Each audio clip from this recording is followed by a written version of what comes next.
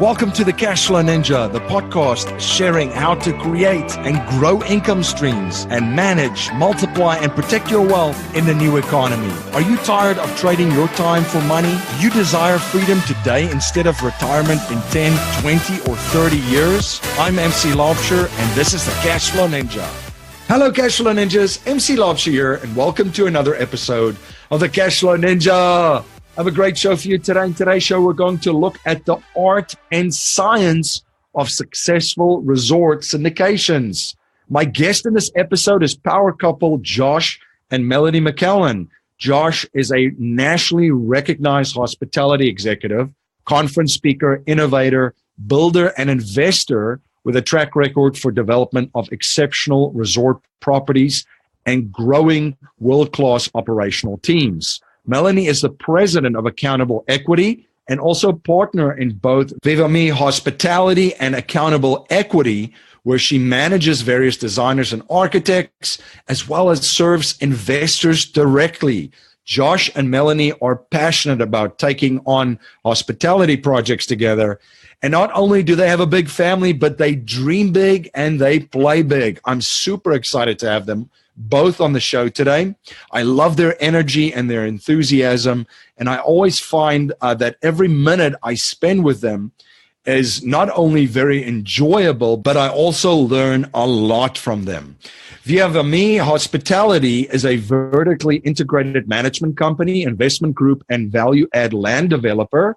If you're interested in joining our investors group, you could go to cashflowninja.com/investors group and fill out an application form and or email me at info@cashflowninja.com to start the discussion to see if you're a good fit for our group. And if you're residing in the Philadelphia, Bucks County, and Southern New Jersey area, we are hosting a live investors meetup event every month in Newtown, Pennsylvania. For more information on the monthly event and information on how to join us at our next live event, you could go to cashflowninja.com/events. If you're like many of the listeners of the show, you're always looking for unique ways to protect and grow your hard-earned capital. But sometimes that's easier said than done. The key to investing late in the cycle is identifying favorable opportunities on a risk-adjusted basis. That's where our friends at ASIM Capital come in. Since 2011, ASIM has helped more than 300 accredited investors allocate more than $20 million to mobile home parks, self-storage, and workforce housing due to the ability to generate asymmetric returns while protecting their investors' portfolios. If you're interested in learning more, head over to asymcapital.com. That's asymcapital.com to get instant access to their investment offerings.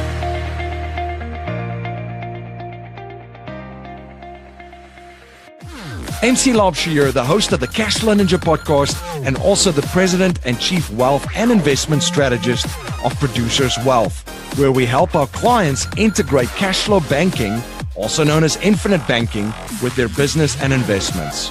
If you're interested in learning more about how we create strategies that integrate cashflow banking and investments to turbocharge them, you can access a video series at yourownbankingsystem.com. That's yourownbankingsystem.com. I am super excited for my guests today on the show. I've gotten to know them quite a bit and very, very well. Love our conversations, and every single time we connect, we speak, I learn. They provided so much value, and I'm very excited for the value that they're going to be providing with all of you, the Cashflow Ninjas out there. Josh and Melanie McCallen. Josh and Melanie, welcome to the show. Thank you for having us. Thank you, Mr. Cashflow Ninja. Very excited to have you guys on. I think a good place for us to start, for all of the listeners out there that it's not familiar with you and what you do, if you guys don't mind sharing a little bit about your background and journey. Well, I get to be the husband to Melanie McCallen, the president of Accountable Equity. This lady has not only has MC, you know this, but we're meeting new friends today. So not only has she successfully raised 9 incredible children. With you. Oh, yeah, I was there. But she continues to impress us. She speaks publicly now. I mean, I've seen her speak. You're not going to believe this, but down in Texas, even though we're up here in Philadelphia, I've seen her speak on a cruise ship. She's incredible. I'm a big fan of Melanie McCallen. Thank you. That's all we need for a background. That's it. There we go. It's great to be on your show today. Thank you so much, Mr. Cashflow Ninja. Oh gosh. Yeah, we should talk about how we got into this, right?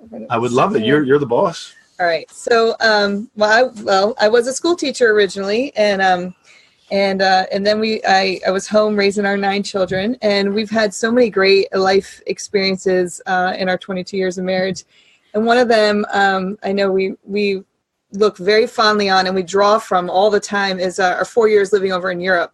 So we had this great opportunity after our first child was born, and we lived over in Austria for 4 years. We had 2 babies over there, and we lived at in a 1,000-year-old monastery. What was a monastery transformed over to a hotel, and we worked for a university actually that housed American students for the fall and spring semesters.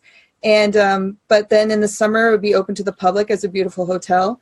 And during those 4 years, we just traveled and we just enjoyed European culture and learned a lot. Josh, one of his degrees is in history, so he taught me a lot. And we just experienced that life with our children. And we've just always held on to that. It provided so many treasures in our heart. And just how the Europeans, especially in the different countries you would go in, they had so much of a knack for hospitality. And, we went with friends to some Eastern European countries and we spent time with them. And I mean, the way they just honored you as guests in their home was just so inspiring and just beautiful. You just felt so loved and appreciated. And we had only just really met the people. But they just treated us so beautifully. And we talked about that for a long time, about how do we instill that in our own children? At that point, like I said, we had 3 young kids.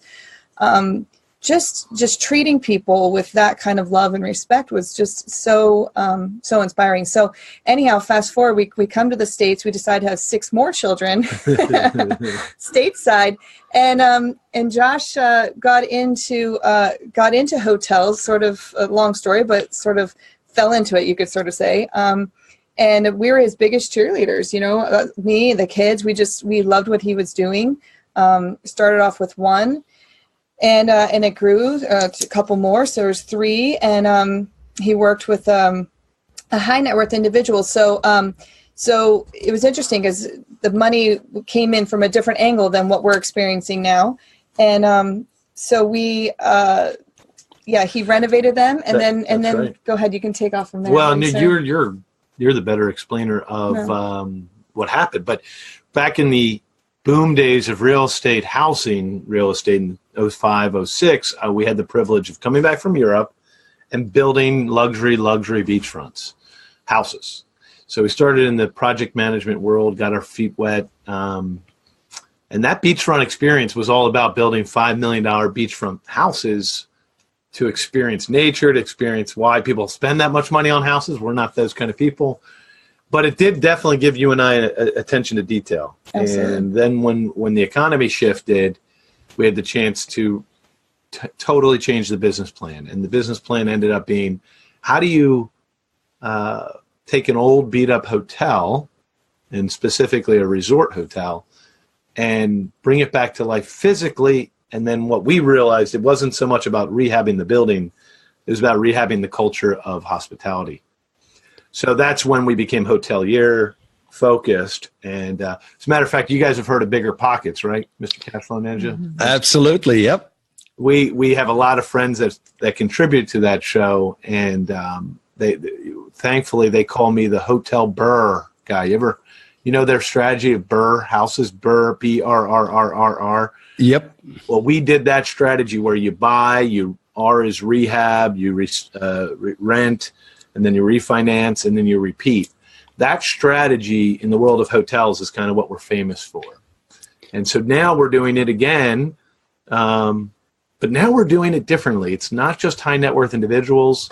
It's people like you and I, hardworking families that want to get into real estate investing. So that's where Melanie comes in. She leads the company that actually raises the capital from families, called Accountable Equity. Fantastic. No, I think you guys did a phenomenal job there. And there's a couple of things that I wanted to touch on. Just how you fell into hospitality because of the experience that you had in Europe. And Dan Sullivan from Strategic Coach talks about it quite a bit, that 5-star experience that you have on the front end, which is the experience that you provide and which drawn you to the hospitality industry. Maybe if you guys want to expand or have anything to comment on that as well. Yeah. So initially, I would say that when Josh and his partner were started their first hotel, the initial intent actually was to renovate it and turn it over to a management company. Long story, but it only lasted maybe a month or two, and then they let the management company go. Things weren't working right, and they decided, let's take this on because there was something missing there. They didn't like what they saw as far as in terms of their view of hospitality.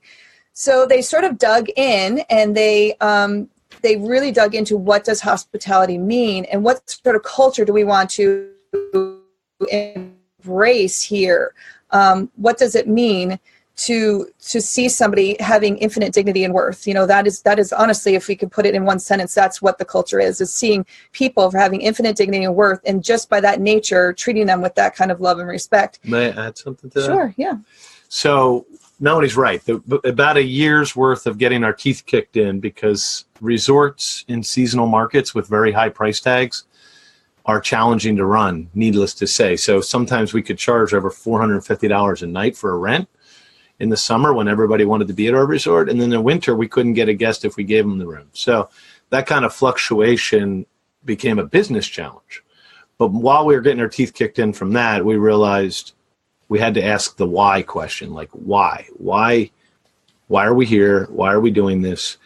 What's our purpose? And you know what was interesting? As a history buff, we Googled the etymology of the word hospitality.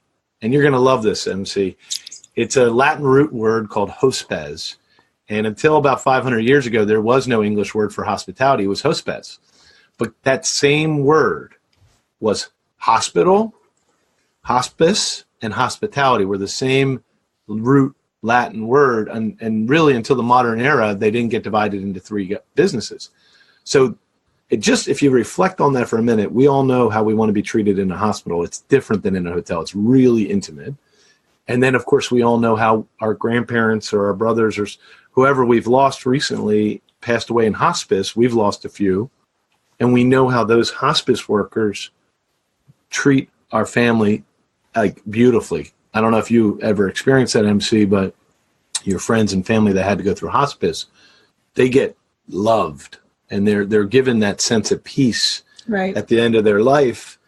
We say to ourselves, well, if that's the same word, why don't we show that? Why don't we try to show that culture of love in the hotels? That's right. And so, like he said, it was a year's worth of just having weekly meetings with the team and building that culture and what does that mean and really digging in. And so at the same time, like he said, the why was being answered in our own hearts, and it was growing just deeper and deeper roots.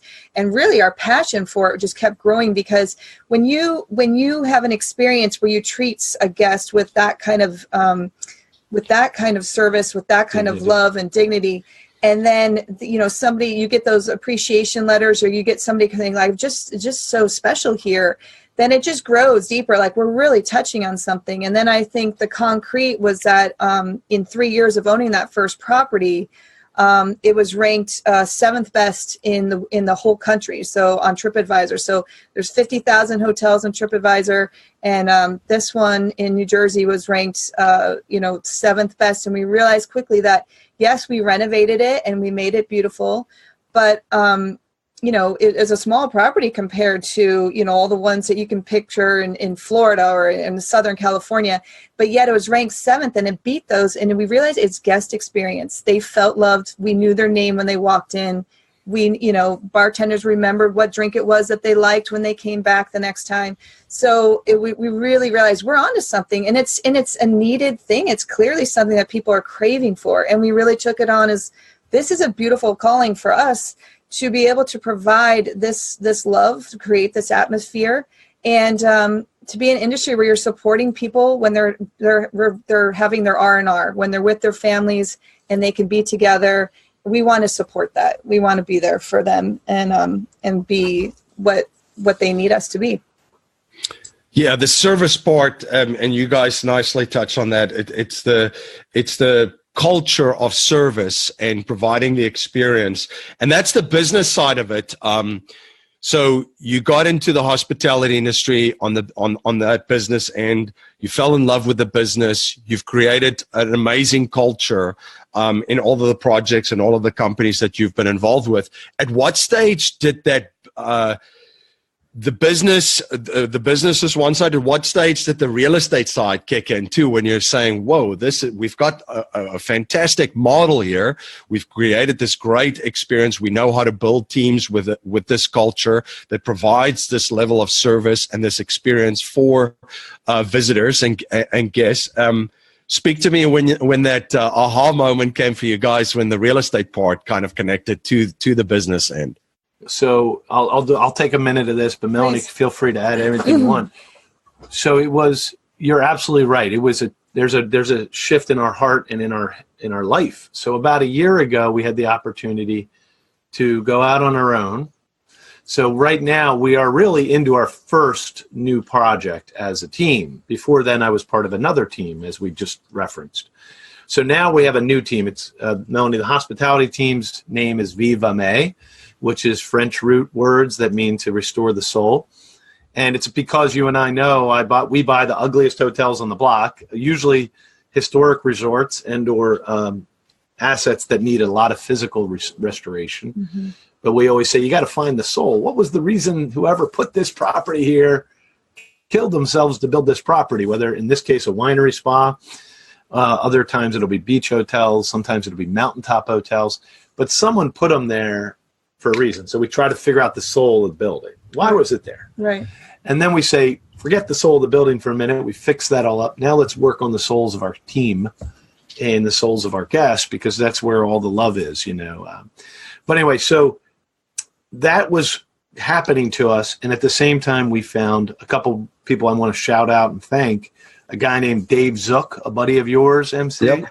So Dave Zook, Melanie hadn't met him yet, but he starts introducing me to some of our heroes, which is Robert Helms and Russell Gray of Real Estate Guys. Real Estate Guys. Mm-hmm. And those guys have a show, and you know their show. It's by that name, Real Estate Guys Radio. That podcast completely rewired my brain. Now, at first, I thought we were in the world of building beautiful hotels and culture for the business operation, because you can build a system and make great money as an operator.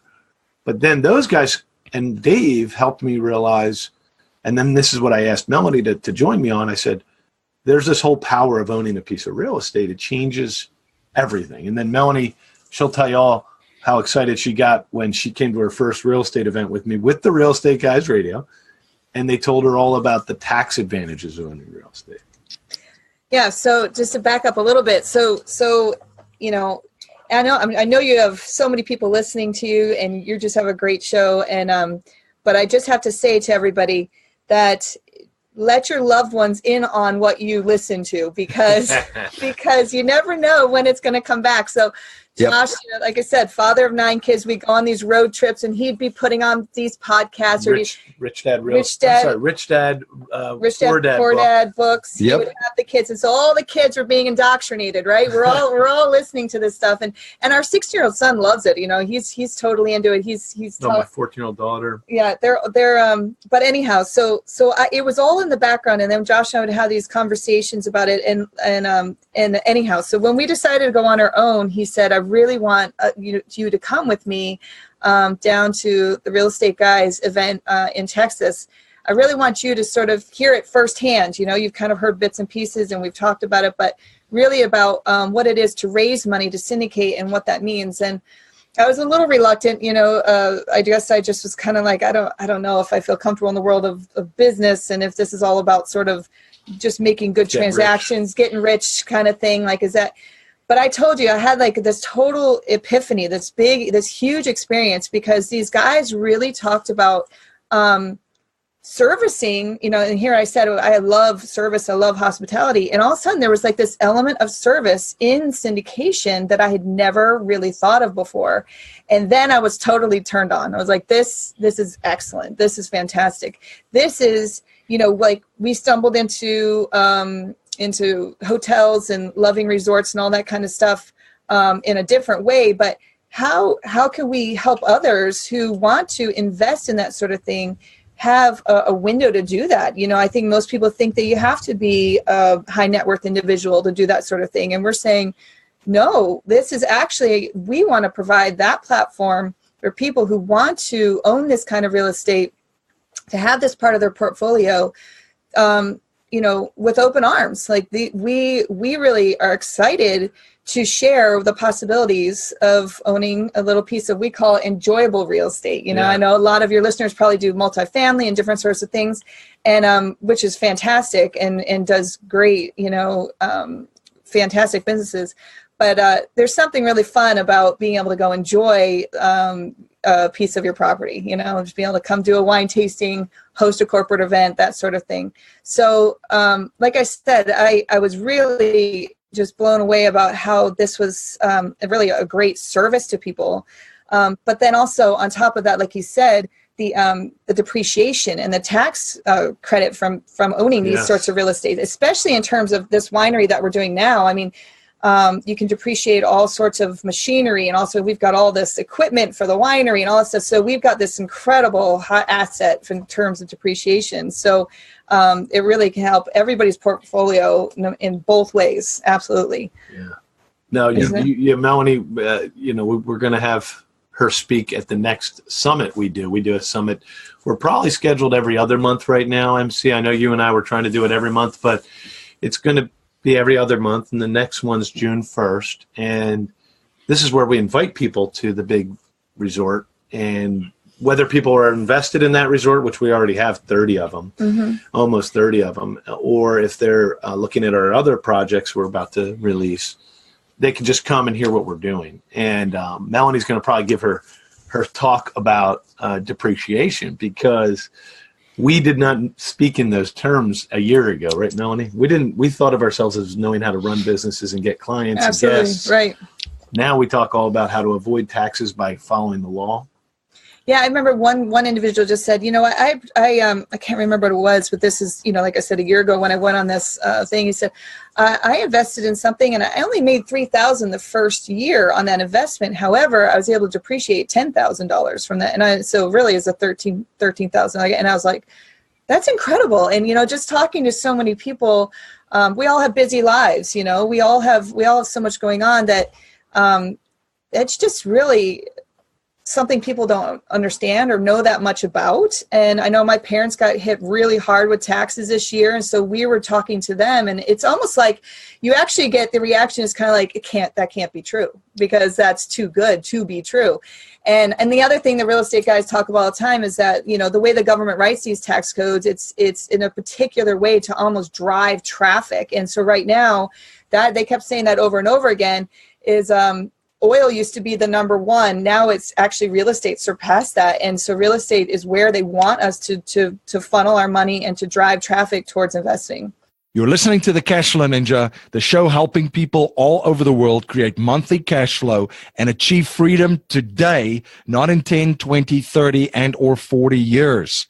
This is the show where cash is not king, but cash flow is king. We will be right back after a word from our sponsors. My friend Dave Zook says you can be conventional or you can be wealthy. Pick one.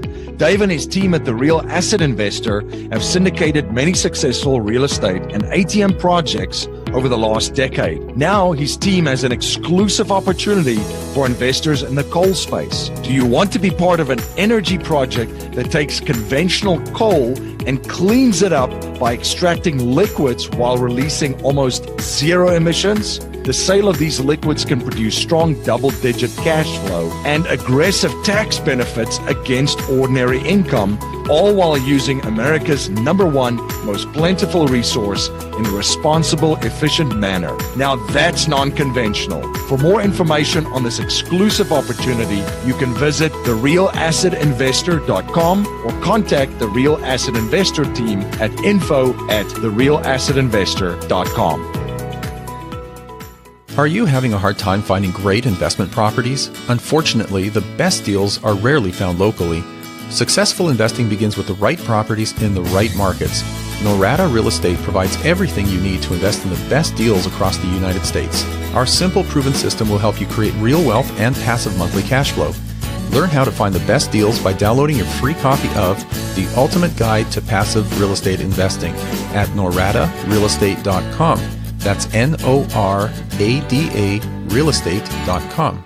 You're listening to the Cashflow Ninja, the show helping people all over the world create monthly cash flow and achieve freedom today, not in 10, 20, 30, and or 40 years.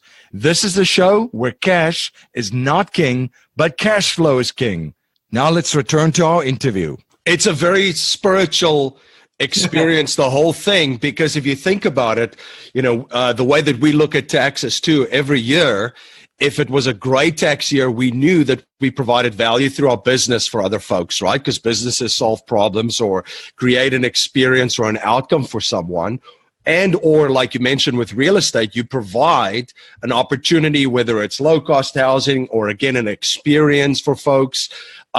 So that's why the money's driven in that direction. So the creators, not to sound too Atlas Shruggish, but the producers and the creators that create these businesses and also these opportunities and investments, the tax code is simply a way to steer folks to do more of that, to provide more value. And the more value that they provide, the better the tax benefits are going to be, right? Absolutely. And not only that, like Josh said, that the assets that we like to really grab hold of are ones that are distressed and that need some love. And typically the town around us is welcoming us with huge, big bear hugs because they're just saying, they're kind of like, please, this is fantastic. And so we have tons of support from the townships. And even in the property that we just bought has, it was bank owned for the last 3 years. And so all the team working there had to go through 3 years of pretty scary times and kind of lots of question marks. And so that stability of us coming in, bringing, loads of team members and just right away from day one, we started trying to bring in the culture of why are we all here? What is our why? And getting them to sort of really reflect on why, if they want to stay with us, why would they want to stay with us? Why do they want to be here? And I can tell you, just in the 4 months that we've been there, end of December, we acquired the property. It is a world of difference. The hope in people's eyes, the beauty, the place is starting to turn around. And like Josh was saying, we do these investor summits, so like one every other month that's my favorite thing. That's my favorite thing to do. Wow. It's like, yes, I didn't know that. It's my absolute favorite thing because it kind of, for me, it's everything I love all wrapped up in one night, one really fun night. For me, I thought I was dragging. No. I thought I was making you do those. Well, and initially, okay, so truth be told, I have to admit that out of the two of us, the more comfortable person on stage is absolutely Josh. He was in 7th grade, the funny guy who got it on the Double Dare. That's true. You can look that up. Josh won Double Dare as a kid in Nickelodeon when we all thought that was the coolest thing. It was a brand new show. So he's kind of was always very comfortable on stage doing fun things like that. So this is new for me to sort of be on stage sort of talking about this, but when it's something I'm passionate about, it's easy to do. And so that part of it, and I have to say the investor summits are a little more of an intimate setting, like dinner, like he was getting me on stage in front of 200 people down there at the real estate guys, and I was shaking in my boots. So like, I don't know if I can do this, but again, once you get into it, once you start talking, it becomes easy. And So anyhow, but the investor summits are really tons of fun. So we get everybody there. Some are actual investors, some are, prospective.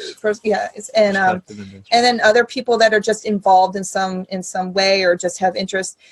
And we give them like a whole beautiful hour tour of the building, and we get everybody looking at, all the possibilities. Before, when there was no construction being done, it was fun just to show them like computer renderings that we have been working on about what the room is going to look like. And anyhow, investors would have their different ideas and their experiences they would bring to it about what was really cool possibilities for the place. And I think everybody saw that. There's just so much potential. And then we have a wonderful dinner, and we get to really just love on them. I always like to say that, just like get to see the culture and work with our team. And then we just have a Q&A, sort of a little informal, just questions and answers. And then they get to meet each other, which is great. They want to mingle amongst themselves and realize something. We have them from all over the place. Georgia, we have different California. So we've got people from everywhere, and some can come in. So, it's really my favorite part. It's really fun. This next time, until now we were using the platform was always meant for Renault. But now we have Renault fully invested, and now we're there's some really incredible small investment opportunities coming up. Not as big, but massively tax advantaged. So we'll talk about those on June 1, honey. The unveiling. The unveiling on June 1. Great. New investors can join one of our programs. That's right. Great. And this is what I love about having the show, because there's a science to wealth creation and building wealth. And then there's the art, right? There's an art and a science, and every cash flow ninja, and excited to have these two cash flow ninjas on, have their art and how they do it and how they provide value. You mentioned Renault, the winery in New Jersey. That was a question that I had. Maybe if you want to share a little bit about this property, because this is, I have to say, when I drove up to it too, I was just blown away. I mean, there's a lot of history there, and I kind of did my Google search before I met you guys there. Maybe if you just want to touch on that a little bit, because that it's super, super interesting. It's a great example of what we do, but I will admit it may be the most historic property we ever find, even though we're on a path for 100 properties in our lifetime for investor partnerships. This one may be the most historic, correct, Melanie? No, and I'm so grateful. She says no. No, it is. No, I meant yes. I meant yes. It would be awesome if we got something even more. This is just such a gem. This is just a diamond, and I'm so excited this is the first one because, well, first of all, it's an hour from our house, so that's awesome. We're excited to do them everywhere and anywhere, but this one's pretty cool. So it's close by. And it's 155 years old. Abraham Lincoln was president when this place got founded. And the coolest part is when we found their certificate that said this was the third winery ever in the United States of America. That was it. We were like, this is awesome, and it's gone through the years. So like we said, it's a French winery started by Louis Renault. Came over from France, from the Champagne area of France, and decided, ironically, that the soil in New Jersey was most reminiscent of the soil in Champagne area of France, and the best to grow grapes for the Champagne making of wine. And so he started his family, and Josh loves to show these side-by-side pictures of the family in France, Louis' family in France, all, 5 kids, I think. 5 kids. They were dressed really beautifully and just very elegant. Rich looking. And then I don't know how many years later was the next picture. 20 years later. Was it 20 years later? They're like farmers with dirt under the fingernails, working hard. But they're crushing it, literally grapes, crushing it. So they're doing great. And oh my God, I pulled out a Josh. She's got a stand-up show starting this week at the local pub. Try the rest be here all week. No, we love it. So then over the years, it's got this great history, and it survived Prohibition. We've got this awesome speakeasy room, and it actually did legally and illegally survive Prohibition. Right. Quote unquote, it was making church wine and tonic medicines. So the tonic medicines, I love that story. Quote unquote, it was selling bootleg stuff to Joey Kennedy, the dad of JFK. So it's got cool history. So yeah, the tonic though is really cool because He was, this was not Louis anymore. This is the next era of Italian family ownership. Right. Switched over to Italian ownership at that point. Anyhow, they sold this tonic that had something like reminiscent of like a Pepto-Bismol. That was sort of the medicinal part of it. And it said on the back of the bottle, and we just love this. It says, it's awesome. We got to make a T-shirt that says this. Oh, yeah. We're into that. The word caution. Caution. Do not refrigerate, as could turn into wine. Yeah. And so Grandpa's cough medicine. Exactly. So that that was in every family's refrigerator, this tonic bottle. Just the science of it, Melanie loves the science. So actually it did turn into wine in the refrigerator, and you're like, what the heck are they talking about?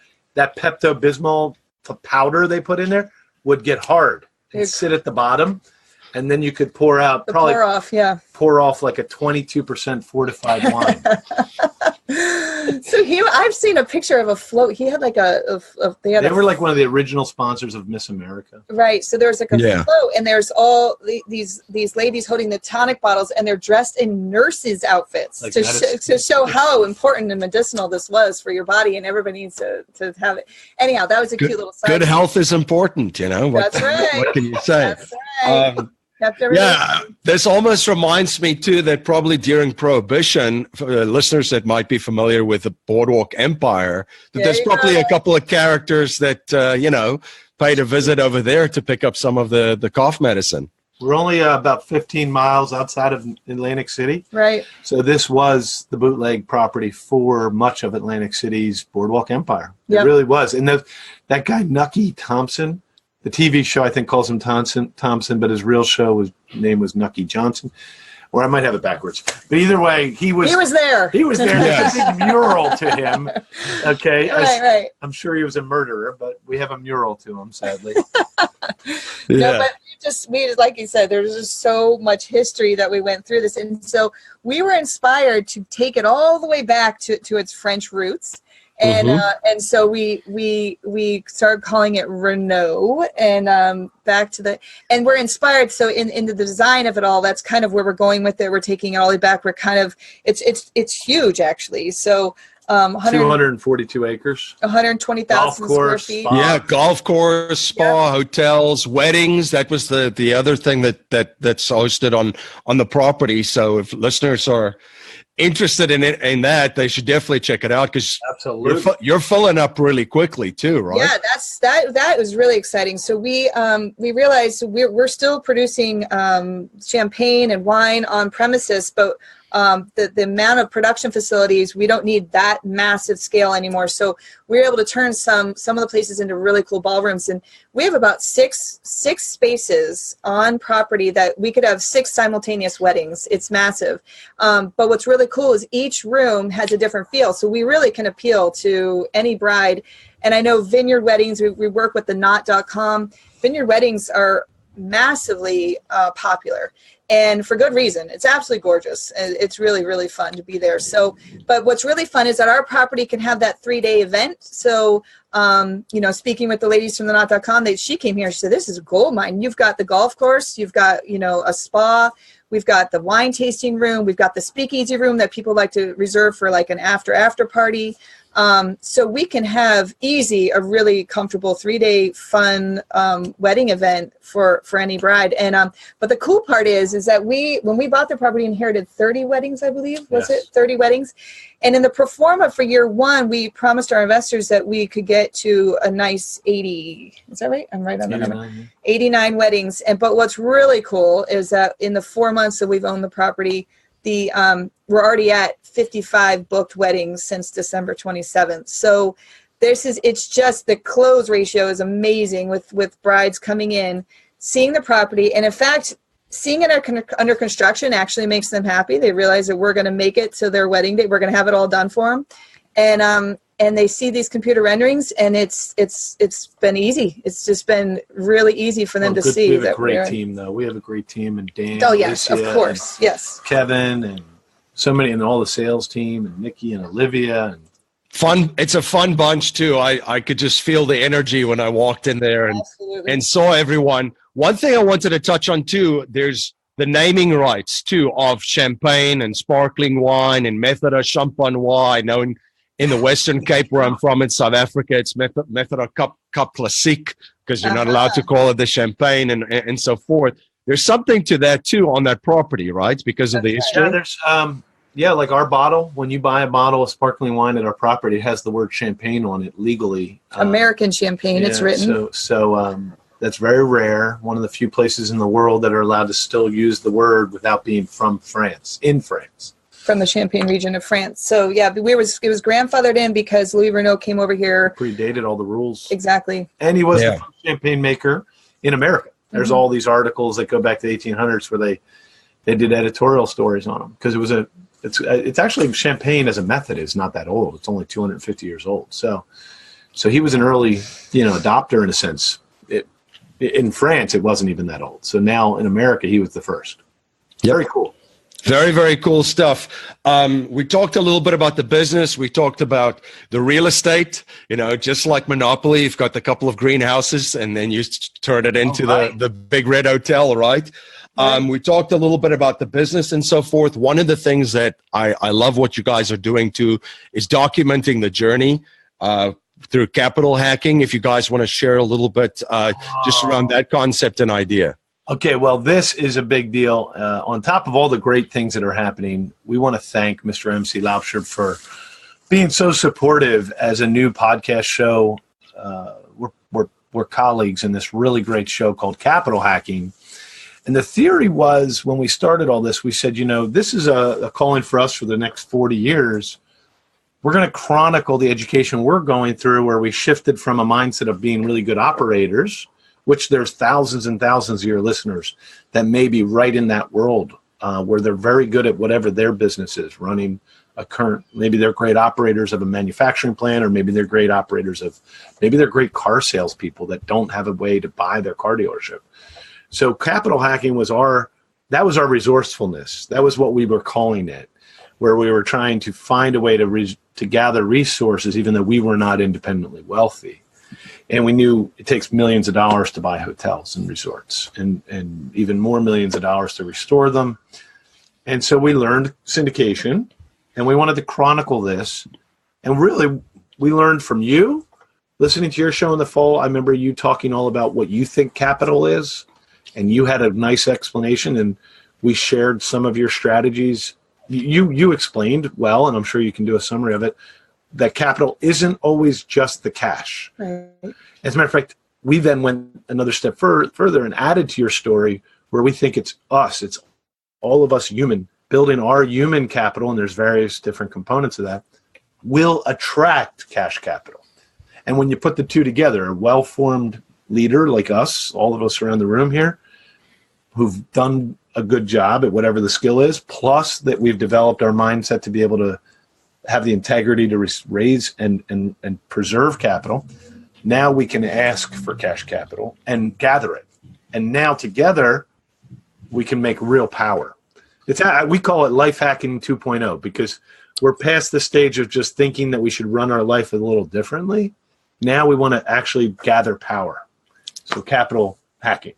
And it's a show. And by the way, you've been on it. Probably one of the top-rated shows we've ever had, your Definitely. episode. Absolutely. And you know what, though, buddy? Your big buddy, Robert Kiyosaki, you've interviewed everybody, but you've interviewed him a few times. He'll be on in a few weeks. We're so grateful for your support of the show. Yeah, it was an awesome experience, great in-studio experience with you guys. I would highly recommend people check it out. If you want to increase your capital, whether it be your mental capital, your relationship capital, which eventually gets you your financial capital if you combine those two, I would highly recommend check out that show. I'll put some links in the show notes. Also, just type in Capital Hacking on iTunes. The show's on all of the different platforms. One of my favorite questions to ask all of our guests is the legacy question, because the core message in our show is to leave our families, communities, and the world better than we found it by passing down a mindset, values, and principles to future generations, not just money. So, guys, if you cannot pass on any money to future generations, and we're only allowed to pass on 3 principles to them to build wealth and achieve happiness and success, what would they be? Would you like me to start? 3 principles? Yeah, go ahead. Number 1 for me, honey, and feel free. I mean, Melanie and I think in terms of 9 children. Right. We think in terms of others because we work at that. I mean, it's not always natural, but we want We want to be here for others. Okay, so number one, we think maybe that's one of the three, is to live for others. That's right. I totally agree with that. Yes. But I think there's like a skill, maybe this is principle too. There's a skill that makes all of this possible, and that's overcoming adversity with positivity. Now, we use the term, you could call it adversity hacking, or the obstacle is the way. You ever read Ryan Holiday? Yep. That book is awesome as core to our philosophy in life, which is it is absolutely okay to fall and fail. Yes. Because it's amazing something better is about to happen. Mm-hmm. Just if we could teach our children that, we know they'll be fine. Right, hon? Absolutely. And what's number 3 then? Do you have it in your mind? No, I just I firmly believe that the why. And there's a quote that I love that says, if you are who you were created to be, you will set the world on fire. And I just think that's the why. That's the why. Figure out what it is that you're good at, that drives your passion, that gets you to wake up and get you to keep getting back on the horse when it doesn't look like the way it's meant to go. That's back to when you fall. That's actually one of his mantras he teaches our kids. When we were young in Europe. Sorry. Yeah, no. He used to always say to our kids, when you fall, get right back up. And he starts teaching them like when they're 1 year old, when you fall, you get right back up. But I think that's, a beautiful thing to teach children because, and I know that Robert Kiyosaki says it all the time too. It's like, failure, you better be failing if you're trying, because that means that you are working towards a goal and that you are learning every step of the way. And so that's important to kids. I think in schools, sometimes it's not good to fail. It's not good to, of course you want your kids to be trying, but giving them that optimistic, outlook in life. And that it's okay. Just figure out tweak it, figure out what you can do better, get right back on. But the why is probably the biggest one for me in terms of our kids, figure out, I see their gifts and talents, but they have to see them and they have to find out their passion and know what they can do to set the world on fire. And that's kind of. Absolutely. Thank you so much for sharing that. Guys, where can my listeners reach out to you? Where can they stay informed of all of these many great projects that you're involved with? And touch base. All right. So if you go to accountableequity.com, you'll see our mission and what we're doing, and you can reach out to us and we'll get right back to you. Fantastic. Josh and Melanie, this has been a pleasure. Thank you so much for coming on the show and sharing your journey and your knowledge and providing so much value for my listeners. And as always, I have a blast speaking with you guys and connecting with you. Appreciate you both. Thank you so much. Can't wait to meet your lovely wife, too, MC. and the kids. Absolutely. Thanks, MC. You're a pleasure, buddy. Thanks for being part of the family.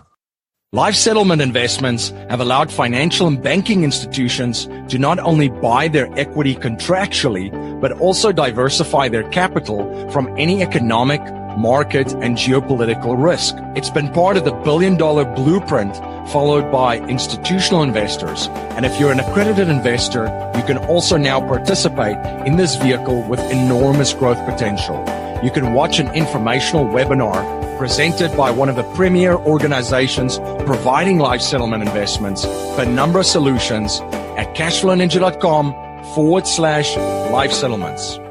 Thank you again for joining me on the Cashflow Ninja. If you like what you hear and appreciate what we're trying to build here, please subscribe, rate, and write a review for our show on iTunes and share our show with family, friends, and your network. If you're not a subscriber to our newsletter, you can sign up for our newsletter at cashflowninja.com. I want to thank you for spending your most precious resource with me today, your time. Until next time, my friend, live a life of passion and purpose on your terms.